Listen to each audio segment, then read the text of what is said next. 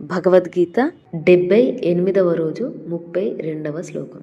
యాదృచ్ఛయ చోపపన్నం స్వర్గద్వారమాపావృతం సుఖినః క్షత్రియః పార్థ లభంతే యుద్ధమిదృశ్యం. యాదృచ్ఛయ చ ఉపపన్నం స్వర్గద్వారం అపావృతం సుఖినః క్షత్రియః పార్థ లభంతే యుద్ధం ఈదృశ్యం. పార్థ, అర్జున, యాదృచ్ఛయ అనుకోకుండా, ఉపపన్నం లభించినదియు, అపావృతం తెరువబడినది అయినను, స్వర్గద్వారము గలదియు, ఈ దృశ్యం చ ఇటువంటిది అయిన యుద్ధమును సుఖీనః సుఖవంతులైన క్షత్రియులు లభంతే లభించును. అనుకోకుండా తటస్థించిన ఇట్టి యుద్ధము అదృష్టవంతులైన క్షత్రియులకే లభించును. స్వర్గమునకు తెరిచిన ద్వారము వంటి.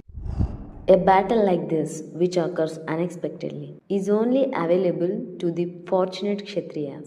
It is like an open door to heaven.